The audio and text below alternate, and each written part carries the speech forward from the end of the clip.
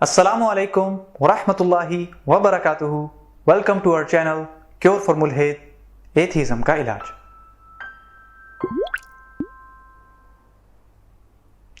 आज हम बात करेंगे इस सवाल के मुतालिक कि क्या साइंस मुकम्मल हकीकत की जानिब ले जाती है। यह बहुत बड़ी गलतफहमी और मिसकंसेप्शन है।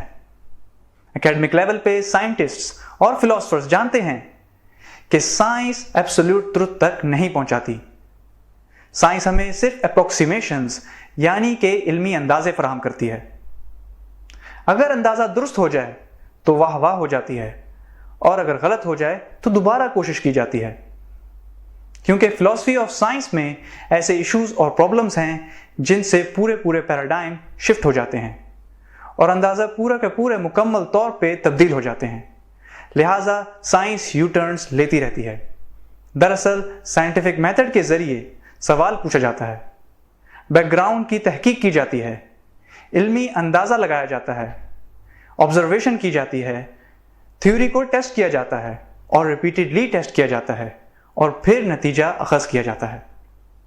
लेकिन साइंटिफिक मेथड प्रॉब्लम से खाली नहीं है। जैसे एम्पेरिसिज्म की प्रॉब्लम।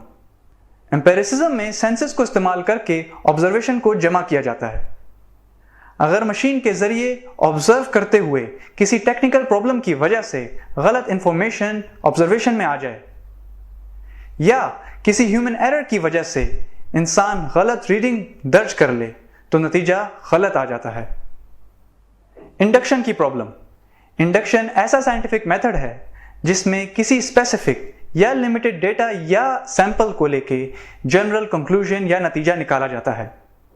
इंडक्शन में सैंपलिंग की प्रॉब्लम। इंडक्शन के दौरान इस्तेमाल किया जाने वाला डेटा या सैंपल गलत भी हो सकता है। फर्ज करें अगर बर्ड्स को स्टडी करना हो तो क्योंकि इस दुनिया के तमाम बर्ड्स को ऑब्जर्व करना इंसान के बस से बाहर है, तो उसके एक रिप्रेजेंटेटिव सैंपल को लेकर काम चलाया जाता है। यानी साइंटिस्ट तमाम बर्ड्स के बारे में एक लिमिटेड सैंपल के जरिए कंक्लूजन निकालने की कोशिश करते हैं, जो कि सैंपलिंग की गलती की वजह से गलत भी हो सकता है।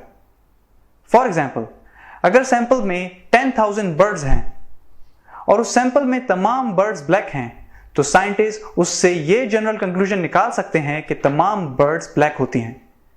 ये इंडक्शन में सैंपलिंग की प्रॉब्लम है। इंडक्शन में थ्योरी की प्रॉब्लम। लिमिटेड और स्पेसिफिक डेटा को लेकर अगर कोई नतीजा निकालना हो तो उसके लिए या तो पहले से मौजूद किसी थ्योरी का सहारा लेना होता है या एक नई थ्योरी बनानी होती है, और इन दोनों तरीकों में थ्योराइजेशन की गलती के बहुत ज़्यादा चांसेस हैं। चार्ल्स डार्विन का कहना है कि सेम डेटा को लेकर कोई दूसरी थ्योरी भी बनाई जा सकती है, जो कि खुद उनकी बनाई हुई ओरिजिन ऑफ स्पीशीज की थ्योरी से बिल्कुल अलग भी हो सकती है। इंडक्शन में इंटरप्रिटेशन की प्रॉब्लम, जिसको स्कैटरग्राफ की प्रॉब्लम से बआसानी समझा जा सकता है।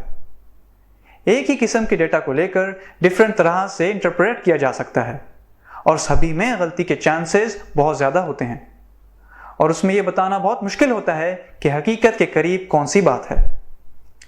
इससे यह बात साफ समझ में आ जाती है कि साइंटिफिक मेथड में ऑब्जर्वेशंस के अलावा और भी बहुत सारे स्टेप्स हैं और हर स्टेप में गलती के इम्कानात बहुत ज़्यादा होते हैं। लिहाजा ये बात कि साइंस हकीकत की तरफ ले जाती है एक बहुत बड़ी मिसकंसेप्शन और मिसअंडरस्टैंडिंग है।